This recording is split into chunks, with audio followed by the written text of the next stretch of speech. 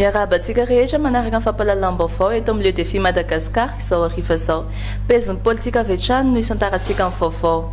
Tandinin-doza ny sehatry ny asa noho ny disadisa politika ka manao antsoavo mba hisian'ny fifampiresahana eo amin'ireo mpilatsaka hofidiana syndicat-ny mpiasa eo anivon'ny commune urbaine Antananarivo. Eliza Razafy nitatitra antsika ny andinidininy.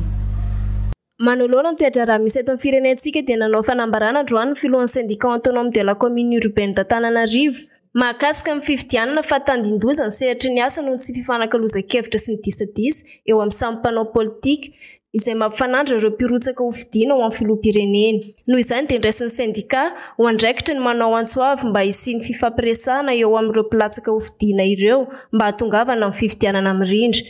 Manana zava-misy ankehitriny eo amin'ny firenena dia resy lahatra ny syndicat autonome de la commune urbaine d'Antananarivo fa tandinin-doza ny sehatry ny asa noho ny tsy fifankazahoana kevitra sy disadisa eo amin'ny samy mpanao politika izay mampifanandrina ireo mpirotsaka hofidiana ho filoham-pirenena.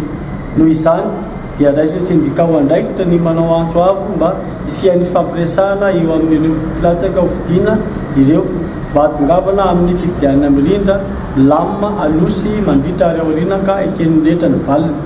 Raha mantanteraka fifidianana ao anatin'izao zava-misy ankehitriny izao tokoa mantsy isika dia ina ny ilatsaka indray any anaty tekirotana crise politika nalipaka izay tsy hitondra soa ao amin'ny Madagasikara.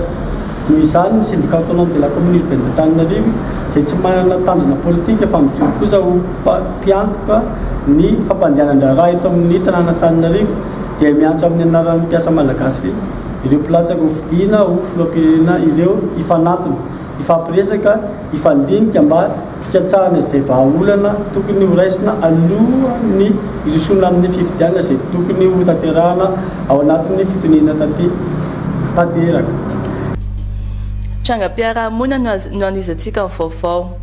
Naneo ny heviny ny fikambanan'ny mpamily taxi androany manoloana ilay vaovaony paritaka teny amin'ny tambazotra mikasika ny taxi iray sabotsy teo. Arahantsika ny andinidin'izay. Nanamafy androany ilay mpitondra taxi fa fanalam-baraka sy fanaratsiana eraky ny Facebook no nahazo azy tamin'ny sabotsy alina teo. Ary nilaza ihany koa izy fa nitaky ny volany nataony fa tsy nisy resaka fanendahana akory. Verina nisy lehilahy anankiray nanakana anavy eo an-drano somary efa mamimamy ihany moa izy. Dia niteny izy hoe ateriny eo am-bodro eo amin'ny tetezana dia nateriny izy dia avy tonga teo zay dia nitaky an'ilay frais dia ohatry izy hoe tsisy mifanaraka an'izany hono teo. Dia izay moa tsy nety fa hoe ilay frais anay ihany nitakinay moa izy koa efa mamimamy dia mifamaly teo izy dia tsy manana afa-tsy briquet zay hozy izy aty dia telefônina dia hoe izay hoa tsy mila an'ilay briquet sy telefônina fa ilay frais ny ilainay.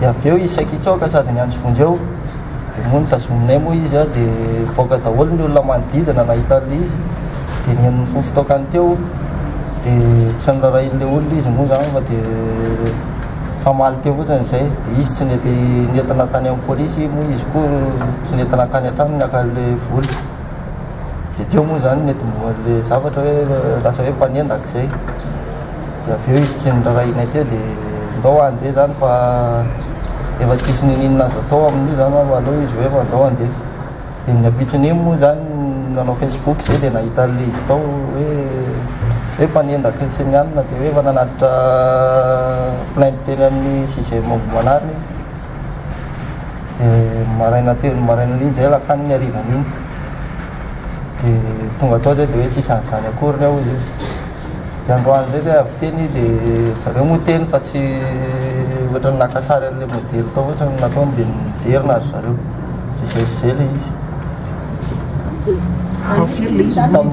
tamin'ny rombiromby folo sasany teo alina sabotsy alina sabotsy teo. Nanamafy ihany koa Clémence Raharnirina eo ankilan'izay fa tena fanalam-baraka sy fanosorapotako amin'ny mpitondra taxi nataon'ireo olona tao amin'ny Facebook ary ihany koa tsy nisy resaka fitoriana. Trangam-piarahamonina trany amaranantsika vaovao izao arivo izao. Ny rava ny disadisa mahakasika ilay fahafatesan'olona roa izay voalaza fa voatifitra ka ny farany herinandro teo ny aingana teto Antananarivo ny razana. Olivia Ranaivo ny hitondra ny ambanivangon'izay. Toyan'ilay rarana fatesan'olona roa mpivarotr'omby efa niala teto Antananarivo farany herinandro lasa teo ny razana. Manoloana izany rehetra izany dia naneho fisaorana ho an'ny fikambanana ra-drazana amin'ny fianakaviana tamin'ny fikarakarana ny razana. Etsy ankilany manao ansoavo ny fitondram-panjakana ny fianakaviana ny amin'ny fikarakarana ny razana ny atoerana.